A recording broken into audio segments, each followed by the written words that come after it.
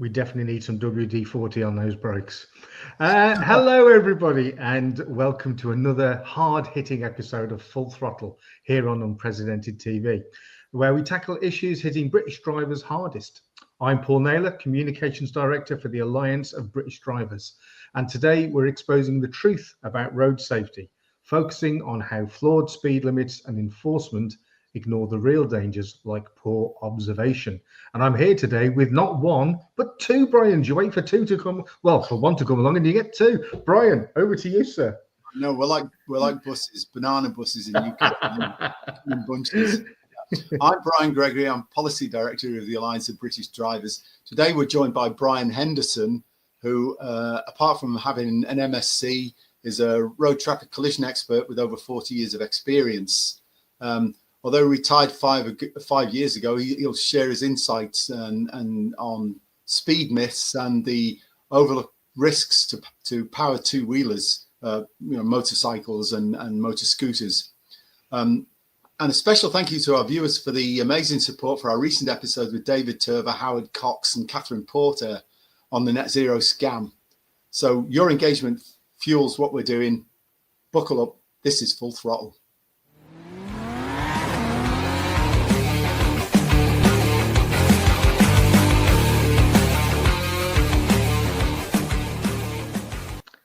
And now it's time to welcome Brian Henderson. Hello, Brian. Welcome to the show. Good afternoon, gents. Good to see you. So Yes, yeah. just for our viewers, Brian, could you just give us a brief introduction about yourself and your background in the industry, please? Yeah, I was a traffic cop with Cumbria Police. I joined the police in 1981, and I was traffic cop for about 8.5 years. I left the police service in 94 to start a business dealing with road traffic collisions, essentially. I built up a business, went back to university, and I started a business. The business was GBB UK, was one of the largest consultancies in the UK. And we were involved in crash testing, all sorts of things, reconstructing motor vehicle collisions from minor cases through to those more serious, catastrophic and unfortunately fatalities. And so I've been dealing with motor collisions now for well over 40 years. And I would class myself really as semi-retired. I'm still a member of the Chartered Society of Forensic Sciences. It's a little bit difficult to let go sometimes. I'm always available if people want to speak to me. That's the way I put it. I tend to do it for nothing now because it ends up with friends and family ring me up and say, "Can you just sort this out for me?" So whilst I've left the stage in full, I'm still here, really. Yeah. Brilliant. Well, Brian, one of the things that we've been proposing in ABD for a long time now is an independent road accident investigation and prevention board with people with your sort of background and with marine and aviation background to really look into fatal and serious injury accidents forensically and determine what the major causes are. Because my concern is that there's different types of speed. There's illegal speed, which is breaking whatever the speed limit is, but there's also excessive and inappropriate speed. And the problem is DFT rolls them all into their definition of excessive speed, I think they call it. But the problem is they're not exactly the same. And there are roads where it is perfectly safe to exceed current speed limits because of the way they're being set at the moment. But there are other places where it's extremely inadvisable to use, a high speed. But the government seems to be on the page that, well, if we just say that, it's speed that causes a third of accidents, well, it might do, but illegal speed's only really responsible to about 3 to 5%. So the rest of those accidents, the excessive and inappropriate ones, are not covered by speed enforcement because they happen below the speed limit. Yeah, I think you're right. I'll tell you the problem. If you go back 30 years, perhaps, a number of forces in the country had a dedicated collision investigation unit. Yeah, and they upped their game dramatically. Yeah. Some forces are better than others, but on the whole, the collision investigation units in this country are really pretty good. And you'll find that an awful lot of those people are in the Institute of Traffic Accident Investigators, as I was for over 25 years, full membership in there, and the standards are very, very high. And what they tried to do at one point was almost get like the forensic science services and societies it used to be.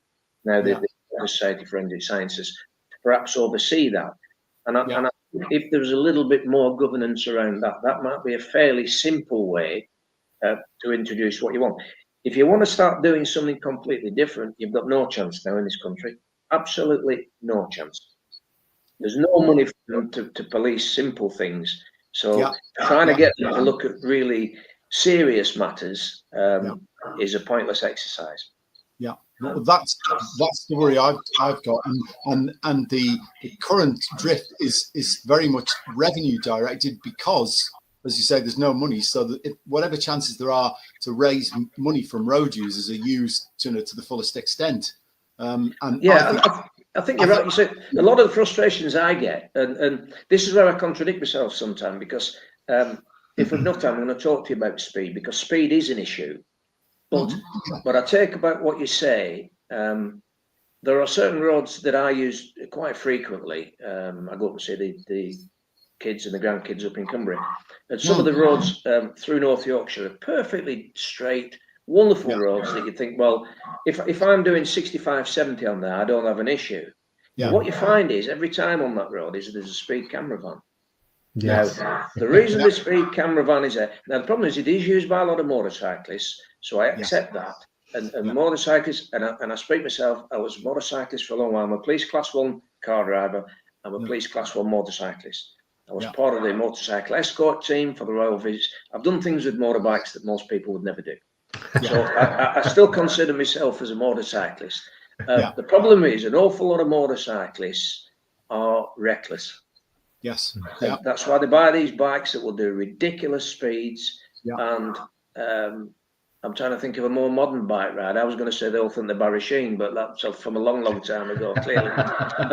But that's the problem with them. They put the helmet on and they think they're safe, and off they go. They drive like lunatics. And so the camera vans there are trying to catch those people, but they catch everybody else that's traveling 2 or 3 mile an hour above the speed limit, and will send you then on a speed awareness course, or they want to fine you. Right? Now, that's got nothing to do in that regard for road safety. If you wanted to just catch the proper people, well, just fine them. You know, your problem is it's all down to an individual's. Let me take you back. Look, when I used to do, if I ever did anybody for speeding, right, they deserved it. Right, they deserved it. You were very unlucky if I reported you for speeding, because I was very good at catching villains. I was good at doing other things. You know, the police officers should be doing, advising people. You'd stop them, and I used to say to them, I can either give you a rollicking, or I can report you. What would you want? And they'll say, oh, I'll have a rollicking, please. So, but they used to get one. They used to get one. Now, the problem is now that you know, you get tickets through the post, you get this, you get that, and you just think there is no policing of bad behaviour and bad driving, and it is bad driving. I would agree with you. This is where we do agree, I think, fundamentally, that driving standards are the issue. Yeah, absolutely. Yeah, I believe that. Certainty. There's no question, Brian. Absolutely. Yeah, and unfortunately, and I've used this word before. We had a very brief discussion before we came on air, but the word I would use in society as a whole, standards. And standards in life, whatever it is, have gone. Yes. And you know, it saddens me deeply that standards in this country have dropped. Nobody has time for anybody. People are selfish. They want this instant gratification. So, you know, it feeds through to driving, and therefore, you know, I'm in my car, I will do whatever I want to do.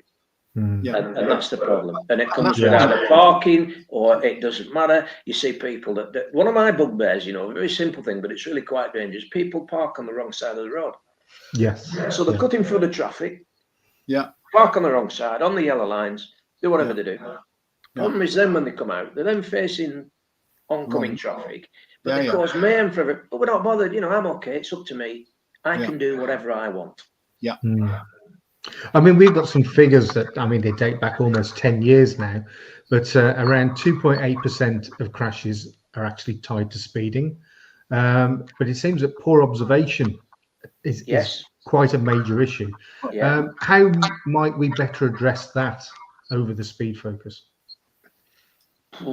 I think it goes down to tuition and instruction. Yes. One of the ideas I had many moons ago, I probably shouldn't throw this out there, somebody might do it and start a great business now. But I thought about having building a track almost like, and having lessons for people before they started even driving. And I'm going to throw something contentious in now. They might say, oh, you're old and you're grumpy. But I wouldn't give people a driving license at 16, 17 years of age. I think they're too young. Yeah. I think, given how dangerous a motor vehicle is, I think it should be 21. I know I'm going to get boos and hisses all over for that. But the younger kids now are either, well, I'll give you for an instance. Last week there was a collision on the main road, which is just adjacent to where I live now, and the guy careered into 10 vehicles, but he'd been drinking and he was coked up.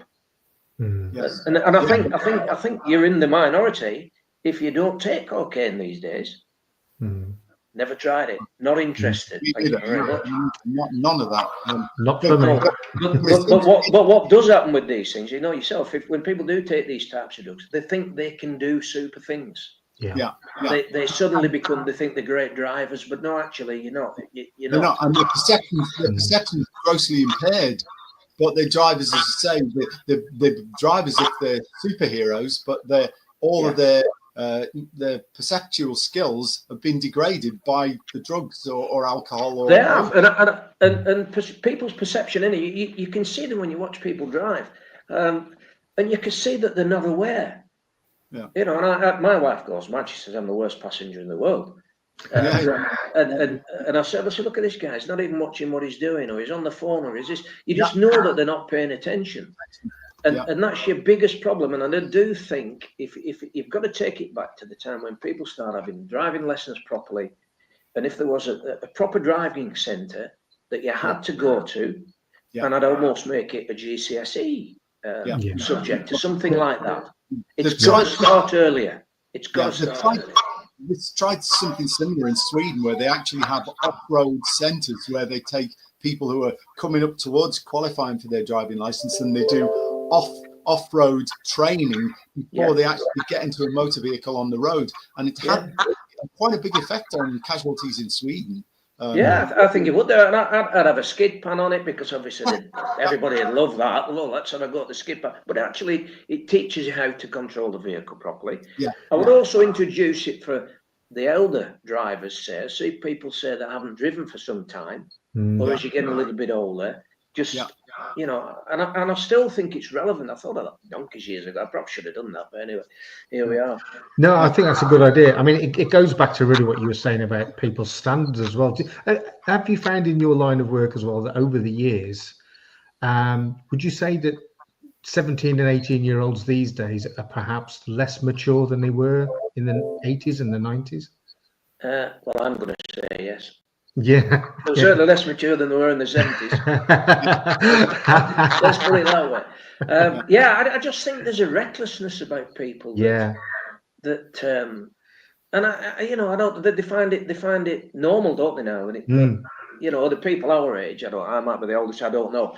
But people our age, you know, it was normal to be polite and give people time, and you know, but that does extend to driving, that's for sure. So I think that's one of the biggest issues. I think it's a really valid point, very valid point. And certainly I think, you know, there's a view that indication means I'm coming out. You know, I'm going to pull out, whatever. It doesn't mean I would like to come out. I'm just warning you that that's the case. You know, or indeed it means I've just pulled out in front of you. And I've just blinked at the two. Indicator left on, indicator, then start moving. They indicate and pull out at the same time. Well, you might as well not indicate if you're going to do that. Yeah, absolutely. Yeah. But I mean, I think that for me, that there are two things really. I mean, essentially for me, the driving process is you observe what's going on, you perceive hazards, and then you formulate a response. Yeah. And this iterative process goes on like that. I mean, it's a bit more complex than that, but that's it, simplifying it. So what you're talking about there, perception and response, is something obviously in collision investigation we look at all the time. That something occurs in front of you, you have to perceive a problem for starters. Exactly. And then you have to decide how to react to it. So your perception and reaction time could be anything up to 2 seconds. Yes. So, we're talking about motor cars, the car has to respond to the input you put in. But there will be a period of 2 seconds where nothing happens. Now, the issue with this, and which is where we may disagree slightly on the speed issue, that as the speed increases, you've got a greater distance, because if you double the speed, it takes 4 times the distance to come to a stop. Because of the energy squares. So at 30 mile an hour, roughly, if you were sliding to a stop, it's about 13.1 meters. By the time you reach 60 miles an hour, it's 4 times that. So that's where speed does become an issue. But I do think it's intertwined to the other issues. It's not the speed per se. It's because it's intertwined with the other issues. Yeah, and the circumstances are key to that. And for me, there are 2 key to critical questions, and these are the 2. I believe I can drive safely if my speedometer is not working, but I suspect a lot of people don't. But the second question, I mean, it's self-evident. If the windscreen's obscured, then you won't have any hazard perception or observation whatsoever. So the key thing is to watch out what's going on outside the windscreen, not inside the car. Or outside of where your motorcycle is, or whatever vehicle you're driving, or even indeed as a pedestrian, you need to be looking at what's going on, because road safety is a shared responsibility. You can't shovel all the responsibility over onto the motorized road user if you've got vulnerable road users who are doing things which are, reckless. I'll tell you another problem is that the pedestrians generally are perceived when you're dealing with these cases and they go to the court, that the pedestrians are the ones that are effectively innocent. That seems to be the starting point. Yes. And obviously there's been a change in the Road Traffic Act, various other things, the Highway Code. And strictly speaking, now, if you're turning left and there are pedestrians waiting across, you're supposed to let them go. It hasn't made a bit of difference. Nobody does. No, well, because it goes back to what I said about the selfish thing. I'm in a rush and I'll do whatever I want. No, but as a pedestrian, I will not step into the road if somebody's turning left, because it's a stupid thing to do. No, exactly. But so and not unlike, you'll double check, make sure somebody's indicating, won't you? Exactly. Yeah.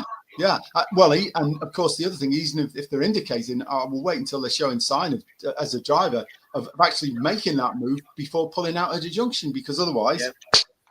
But you're going to get to a circumstance where you've got 2 bloody-minded people, if you like. The pedestrian thinks, I know my rights, I can walk out. And then, like you say, the other Brian, somebody's just going to just carry on doing the way they drive anyway. Exactly. And that's when you're going to get your accident. Absolutely, yeah. And I'll throw this out there. It might be obvious, this, but as a pedestrian, you ought not to be doing it, because chances are you're going to come off worse. Exactly. So why needlessly put yourself in danger? Absolutely. And a lot of this stuff around giving cyclists a 1.5 meter clearance, which I try to do, absolutely, but it doesn't work the other way, because they will come off onto the wrong side of the road to pass a parked vehicle. Whereas if you're a motorcyclist or another road user, you wouldn't do anything stupid like that, because you're putting yourself in danger. Well, I find cyclists are a little bit selfish as well. They fall into that category for me, that I'll do whatever I want, and that's, Yeah, and it's not really a good idea when you're riding a 2-wheel vehicle with no particular protection, and you're dicing with things weighing 1.5 tons and doing 60 or whatever miles an hour. Exactly. It's not prudent. No. But it's been legalized, but I don't think it's sensible. It's like a lot of things that are going on at the moment. It may be legal, but it may not be sensible. Yeah. Right, gents, we're going to go to a very quick break and we'll be back very shortly. Okay.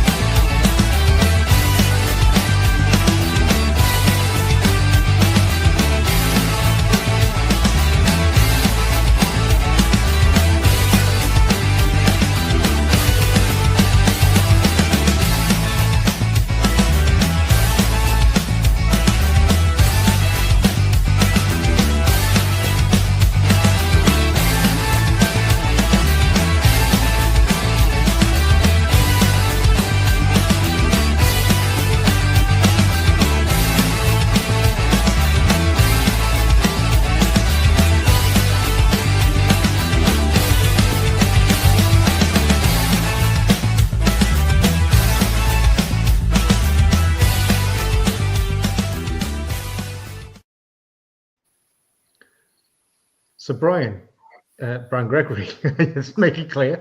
Yeah. Brian Gregory, tell us a bit about what's going on in France. Well, the French have, well, like many countries in Europe, are exploring something called Vision Zero, Nollvisionen, as the Swedes call it. And basically, this is trying to make roads so safe that there are no road accidents. Well, when you go back to fundamentals, when the road safety science was first developing, the road researchers did a study on accident risk against speed. It's called the Solomon curve. And what they found, and it's slide, just a minute, of the pack that I sent out. I'm just trying to work out where it is for Charlotte. In the pack that I sent out, it is slide 9, the Solomon curve. There slide we go. That one. Yeah, yeah. And basically what they found was, actually, when you looked at the speed distribution, the most dangerous drivers were the slowest ones. That's the left-hand side of the curve. The safest drivers were traveling not at the average speed, but they occupied the sort of 80th to 90th percentiles. So only 10% of the traffic was traveling faster than them, and 80% was traveling slower. And so that was how they reached the idea of setting speed limits at the 85th percentile speed when you measured free-flowing traffic, and with the tolerance, because obviously up to the 90th, those were the safest drivers.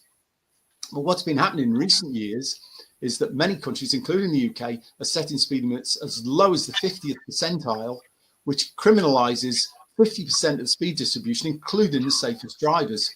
The Swedes want to go to a situation where there are no road accidents, but if you look at the Solomon curve, that's impossible because you can't reduce risk to zero. So there's always going to be accidents, irrespective of what you do, unless you just stop people traveling altogether, of course, and then they'll find other ways to kill them. And they wouldn't possibly do that, would they, this lot? Of course not.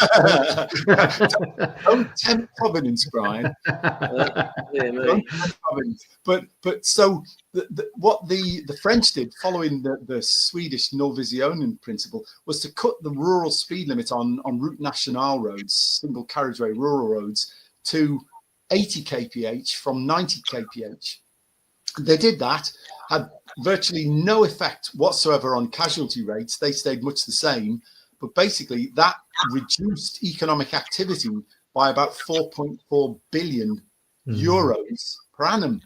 So there was a big economic drawback, and nobody does that cost benefit analysis when they look at road safety interventions. They don't look at, well, we might have saved, and they make claims about, well, you know, if you reduce speed by 1 mile an hour, you reduce casualties by 5%.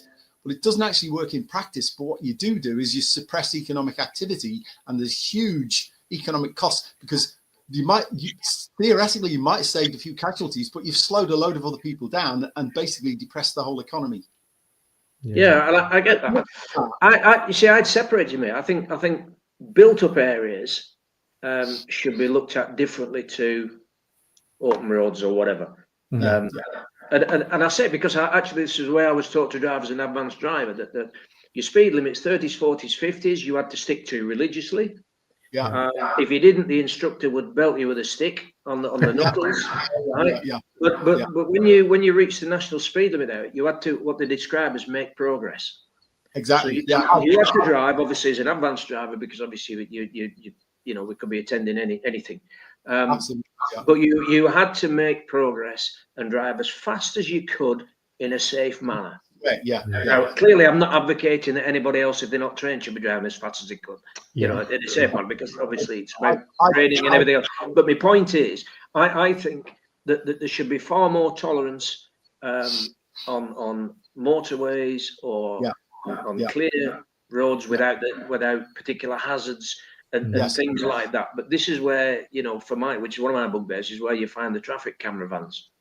Yes, absolutely. Yeah, that's true. And I mean, I did what you just said. I did some training with a guy called John Lyon, high performance course. Right. He used to teach hijack evasion, all sorts of stuff. Oh, yeah. Yes, people like that. He was an amazing driver, and his vision, his hazard perception skills were outstanding. He was great. And doing again, it's kind of training, isn't it? As human beings, we get better at things if we practice them. Practice and the level of training in the first instance. Absolutely. Yeah. And I do think that is fundamental to where we are now. But you know, it is real frustration for me when I see the speed camera vans, because they're always in places. Let me take you back. Donkeys years ago, when we used to operate radar and laser for speed, whatever, the criteria used to be, we used to operate at accident black spots. Yes. This is where there were collisions. That's why we were there, right? Yeah. Where I see these camera vans now, they're not where there are accidents. No.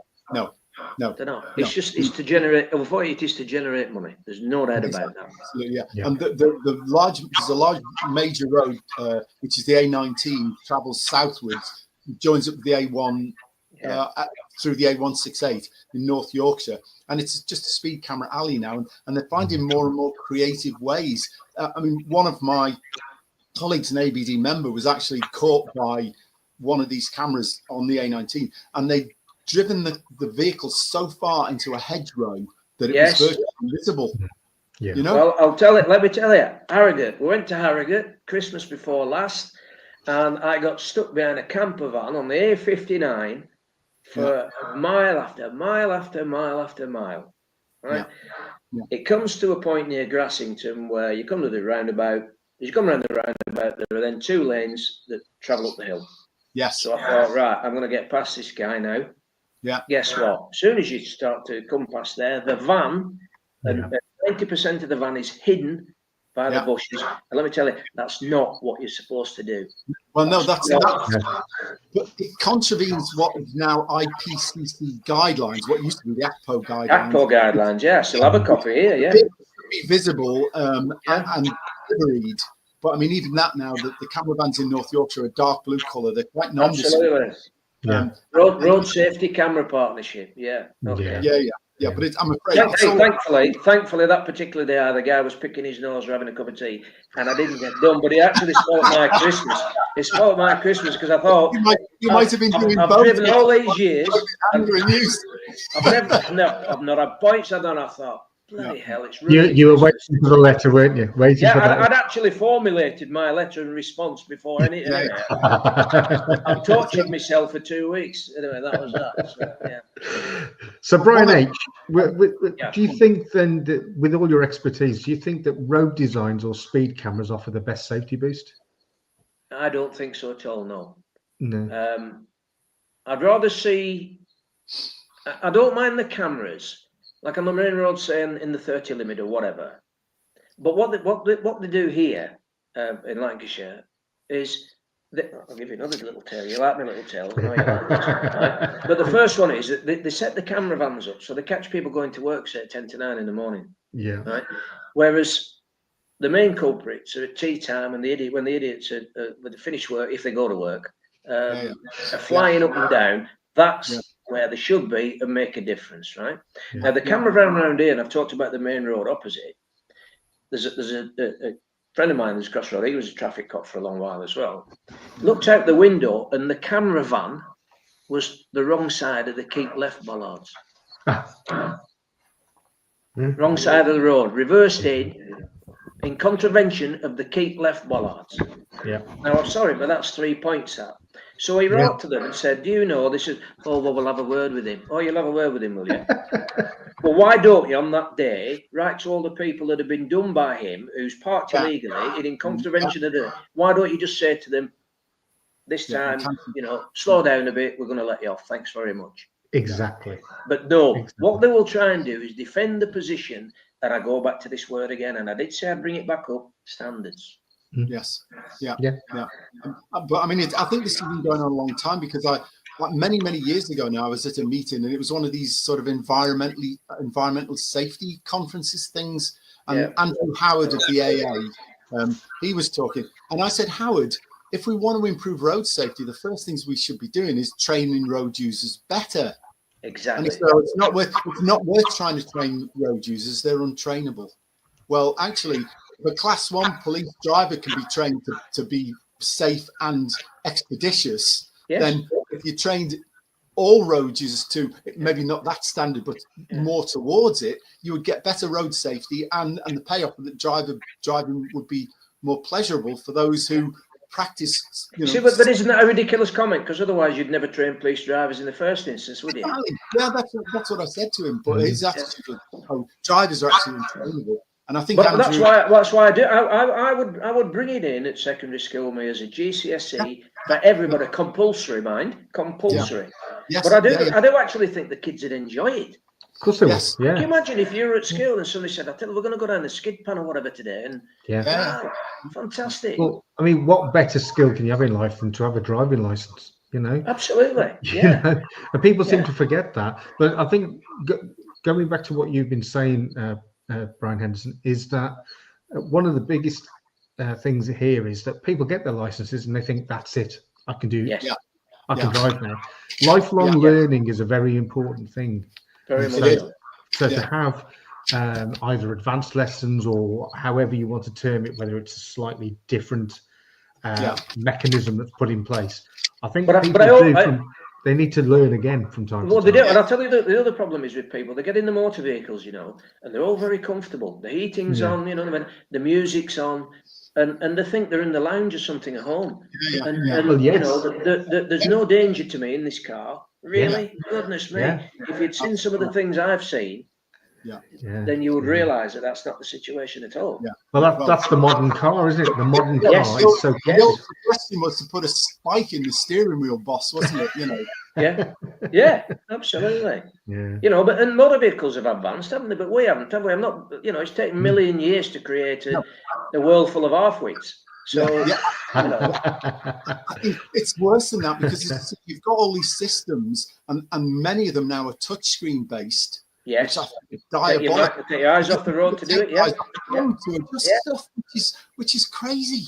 Yeah, and I think they're actually backing away from that now and going back to tactile stuff, so buttons and things. You remember your old Ford Escort or whatever. You knew where the stereo thing was, and you could touch it and turn it without taking your eyes off the road. You do realise we sound like three grumpy old men, don't you? That might be quite an accurate description. Well, you'll be surprised. It's never been levelled at me, that. if you believe that. Really? I would have to guess that our aggregate age is probably approaching 200. Yeah, well, there you go. They say Charlotte will be able to tell you better whether I'm grumpy or not. I think she just has. Yeah, she still owes you a pint, though. At least one, I'll tell you. Many a tale I'll tell you about her. I'll tell you. Brian, just coming back to our agenda, one of the things that we're concerned about with junction accidents is something called saccadic masking. Yes. Have you come across that? We've had several meetings with DFT and DVSA about this, and they say it's a peripheral low priority issue, but I mean, 25% of KSI accidents occur at junctions, and I'm absolutely cast iron certain that saccadic masking is a factor.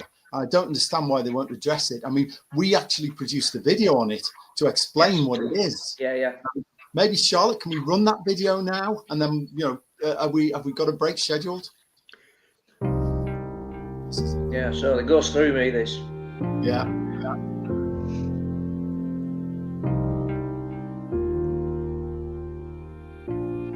Sorry, mate, I didn't see you.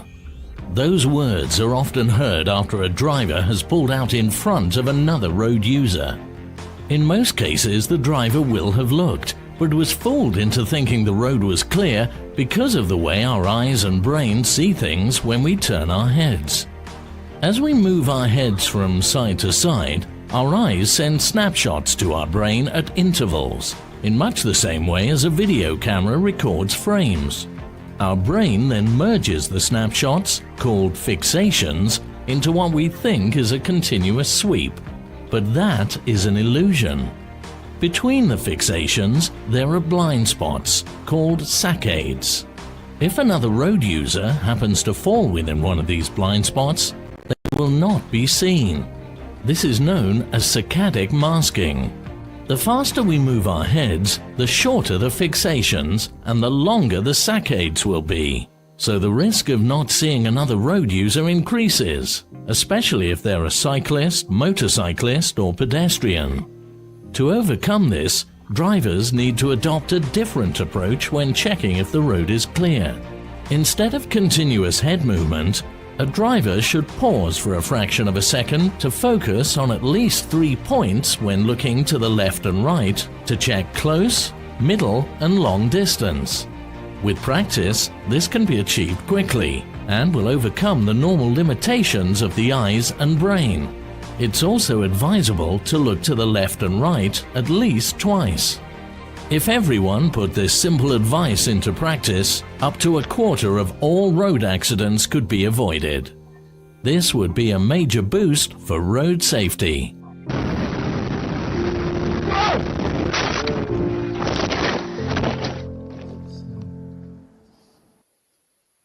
Yeah. I have dealt with umpteen of those, both in the police and latterly as a court expert. Motorcycle accidents generally, the motorcycle is travelling faster than the speed limit, but invariably the car driver doesn't see them. And I would say, I would think it's at least 90% of the motorcycle collisions I've dealt with. That's the causation. Some of them, they lose control, they come off the bike or whatever. That's a different matter. But junction accidents are. And even when I was police motorcyclist, I'd come to, and you could sit there and I think, he hasn't seen me yet. And this goes back again to training, doesn't it? Absolutely. For both bike riders and car. There used to be a thing then that think once, think twice, think bike. If you remember back in the 70s, was a way of doing it. The motorcyclist is always going to come off worse, and even if they survive, they end up with serious lower limb injuries, life-changing injuries. And at junctions, I always take a bit long. I sound like I'm Mr. Perfect. I'm not. I'm fortunate. I've been trained to drive properly.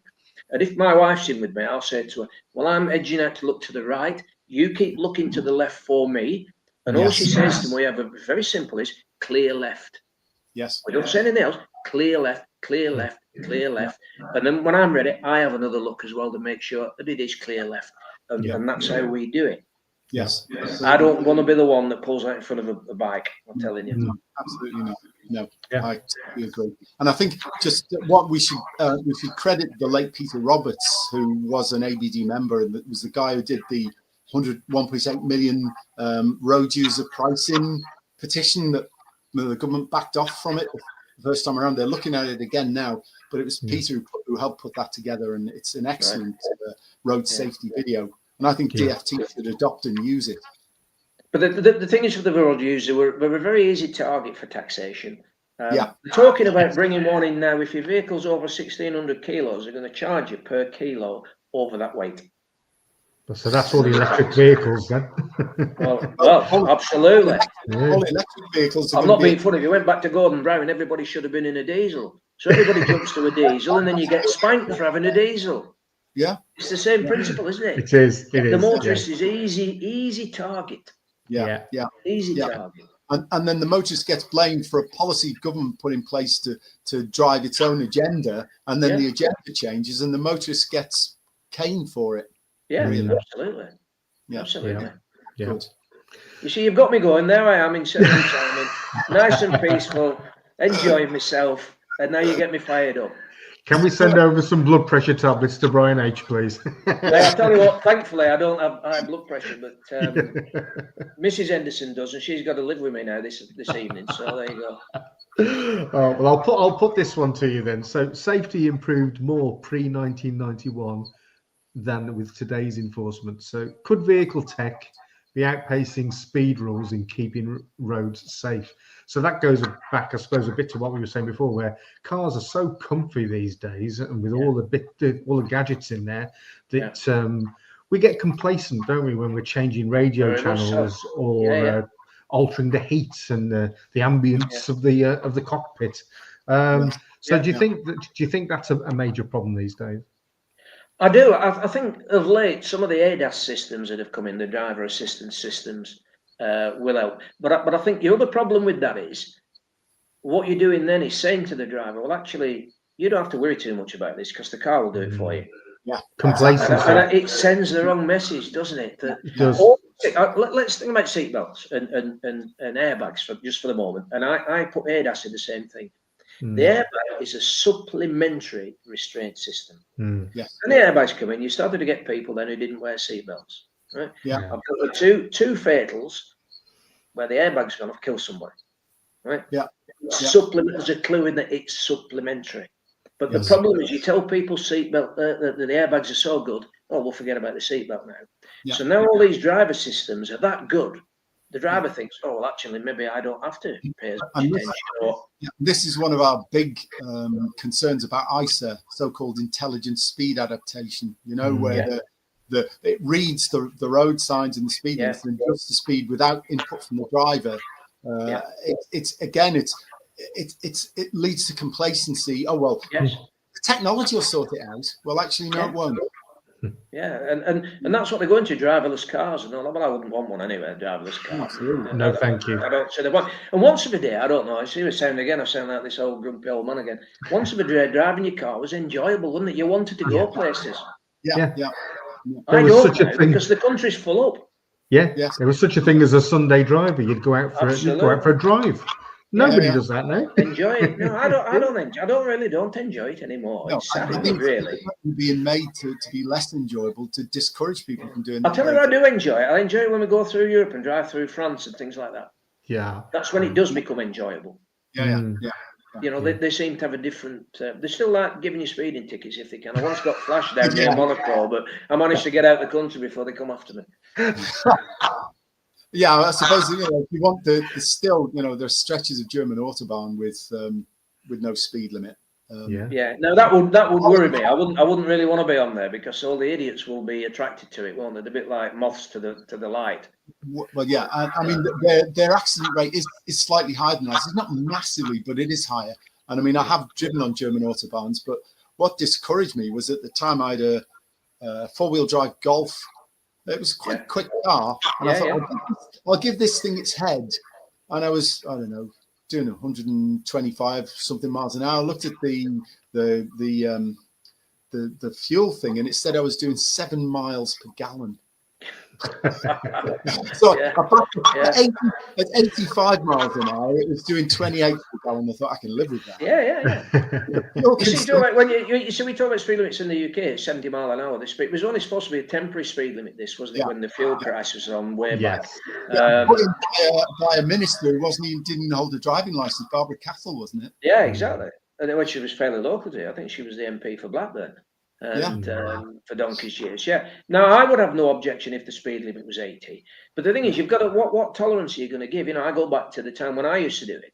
I'd give somebody 10 mile an hour easily, and if you're on the motorway, I rarely did anybody under 85 miles an hour, unless they were accompanying circumstances. Say if it was wet or I've been behind them a while and they hadn't taken any notice, things like that. Then, like I say, if Brian Henderson did it's a rare thing if you got it off me. You should put it on the wall, really. But if you did, because you deserve to get done. And that's how I used to be. Would I deserve to get done for this? If the answer to that was yes, well, you got done. And that's how it should be.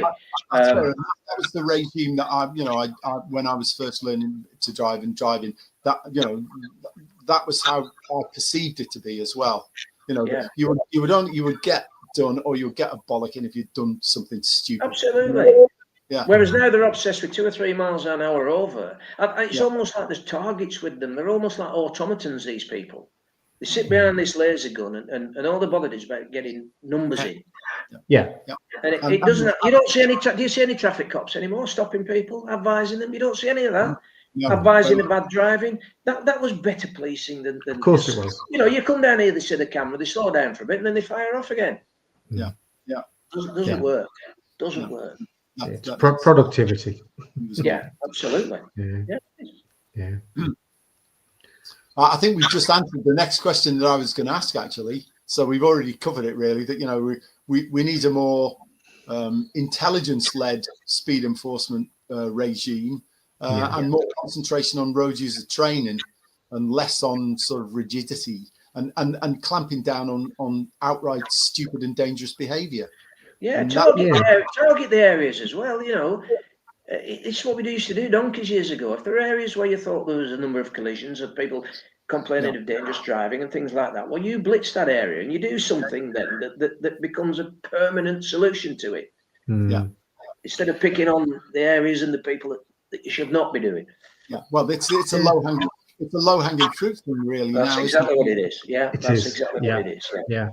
I think it should be more of a sort of an arm around the shoulder than a fist in the face, really, shouldn't it? It should be sort of like, calm down, mate. You're going a bit fast, and you'll probably learn more from that than getting something through the post that's going to cost you £100, and all that's going to do is wind you up.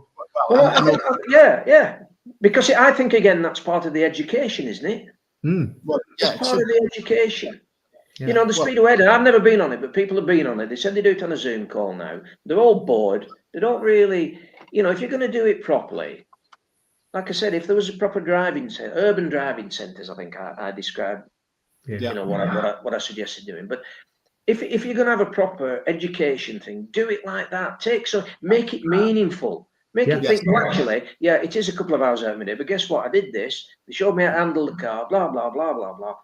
Yeah, and it doesn't just have to be related to speed. It can be about observation. Absolutely. Yeah. Because driving without due care is for me was speed. Honestly, speeders were the bottom of my list for when I was on traffic. I used to get more people for dangerous driving without due care, whatever. Yeah. And advise them for speeding. Yes. And if you get behind them, if they didn't see me for miles, you just think it's not the speed that's the issue; it's the fact that you're not paying attention. Yeah, exactly. Isn't it? Try your rear view mirror every now and then. Exactly. And you're in a car that's lit up like Blackpool Seafront in September, and they still can't see you. Yeah. You just think, what on earth are you doing? Yeah.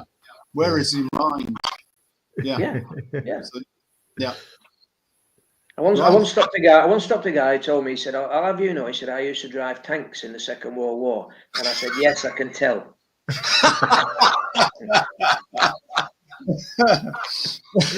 Brilliant. Okay, I think we've covered most of what we wanted to talk about. Really, we've covered Solomon curve and speed limit setting and all the rest of it. Driver training. Yeah. And I think it's been clear to me, and it's obviously you see it the same way, that it's not just enforcement training. I think the other concern nowadays is when I first started driving, there were 3 E's to road safety. There was engineering, enforcement, engineering, education, and enforcement. We seem to have largely lost the first 2, and just it's a one-legged pony now. Engineering is an issue. Years ago, I don't know whether you noticed this, but I used to work the M6. Most of the time, and we used to have gaps in the barrier, which called emergency crossovers, things like that. Or there was a little bit of arm core before a bridge and things like that. And engineering, you just think, how dangerous is that? And again, I dealt with a fatal once where somebody fell asleep, went up over the arm core, and went flat into the side of the bridge, killed him. Yeah, and that was down to the engineering. Yeah. All right, he shouldn't have fallen asleep. Don't get me wrong. It was a tragic incident. But if that arm cord hadn't have been there, the circumstances would have been different.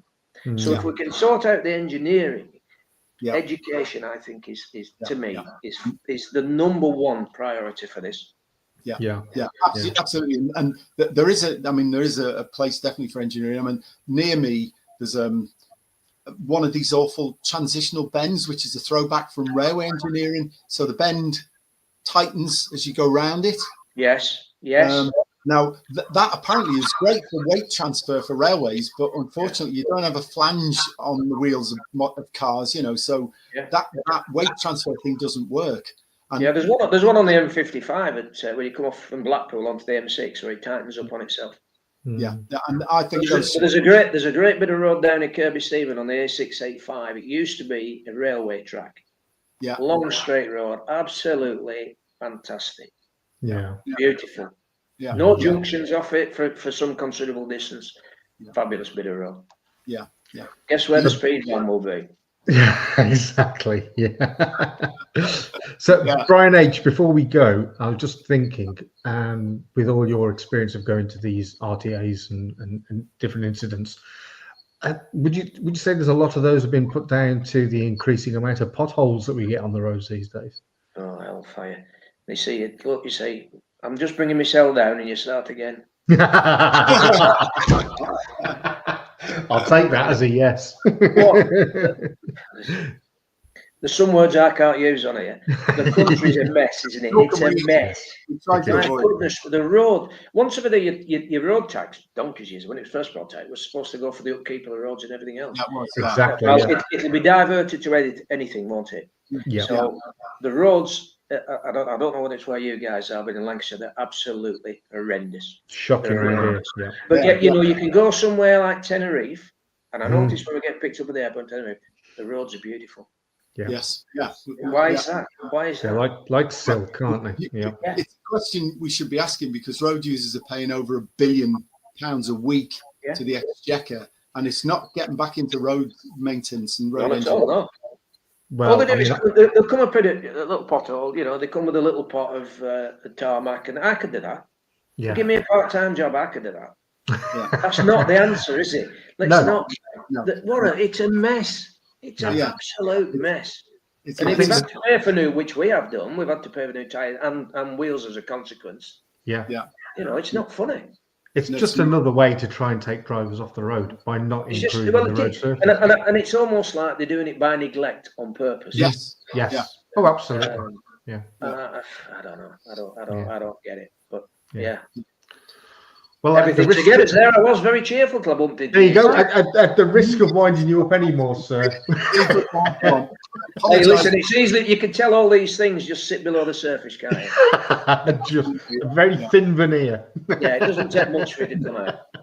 And I apologise to everybody who's watching that I seem to have the Casper the Friendly Ghost syndrome because my webcam has been playing up. And it's just whitewashing everything, and it's like you're here as a special effect. We don't know exactly what's going on. Probably I'm sort of Max Headroom clone or something. Definitely. What you'll have to do sometime is have a little 10-minute snippet bit when I try and remember some stories. I'll tell you some great stories from all these. That would be good. We'd love to have you back again, Brian. You've been brilliant. You can sort of just jot them down so you can remember them, and then you can just fire them off, and we can sit and listen. Because things spark you, don't they? Spark your memory, and you think, I can remember that. Yeah, they certainly do. And some of the excuses people give are unbelievable. I bet. Right. Well, it's been brilliant having you as a guest, Brian. We'd love to have you again sometime, and we'll talk about more about road safety and your experiences over the years. But thank you ever so much. Nice to meet you both. It's been a pleasure. Yeah, absolutely. Thanks, Brian. Very much. Bye-bye.